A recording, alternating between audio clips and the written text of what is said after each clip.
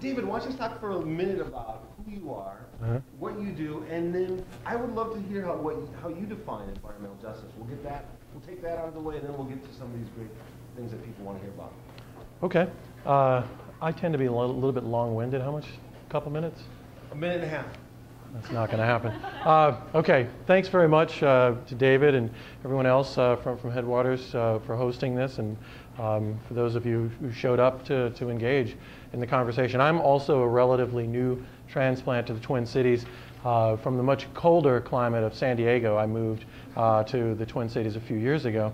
I teach at the Department of Sociology at the University of Minnesota, and most of my teaching and research and service work to the community really does revolve around social justice, environmental justice, social movements, racial justice. Intersectionality is a big focus for me as well.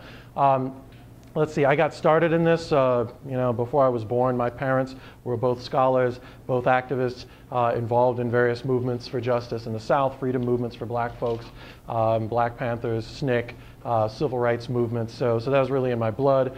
My father always said that when he was a professor, probably 200, 250 students he would teach a year on average.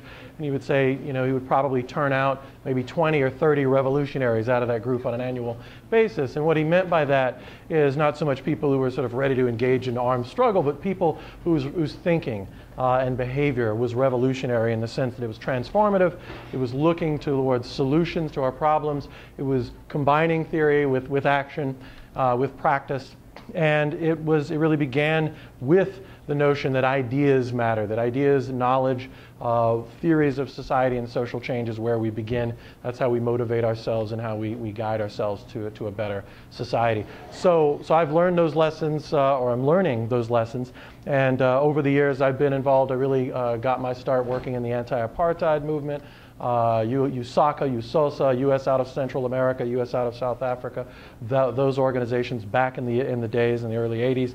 I then sort of graduated to work with EJ groups.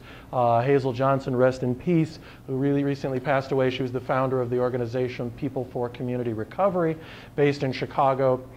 Started that organization in the late 1970s in what she called the Toxic Donut, which was a community she called the Toxic Donut because it was surrounded 360 degrees on all sides by toxic waste producing and processing firms, paint and chemical factories, sewage waste treatment plant. You could literally throw a rock from Hazel's house and hit the sewage waste treatment plant in the city of Chicago, landfills, chemical waste incinerators, steel plants, the Ford Motor Company, all of which were producing volatile organic compounds, you name it, every chemical in the book, producing enormous level of health problems in this community, in this largely African American community on the far southeast side of Chicago. So I worked with that organization, and we worked towards sustainable development projects, environmental justice projects, working to get people in this community that was experiencing not only high levels of pollution, but extraordinarily high levels of unemployment,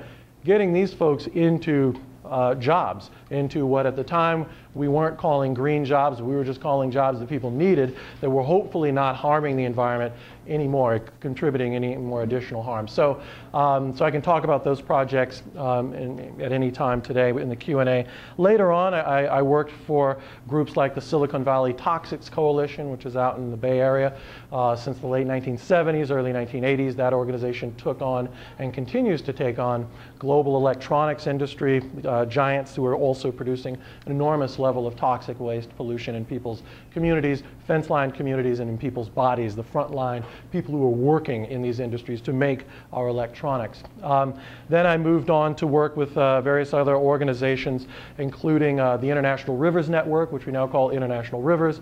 I also currently serve on the board of Greenpeace USA, and several other organizations such as the Center for Urban Transformation, which is based in Chicago, which does work in the area of food sovereignty and food justice. So I've had my finger in a number of pots over the years. And I guess I'll give two answers to the question, how do I define environmental justice? One is I think of environmental justice as the intersection between social justice and environmental sustainability, however we might define those. The second way I define it is to quote Monique Harden, who's an amazing human rights and environmental justice attorney and activist, who I brought over to a conference that I organized between Roma community activists in Central and Eastern Europe and United States indigenous and people of color activists working on EJ issues here.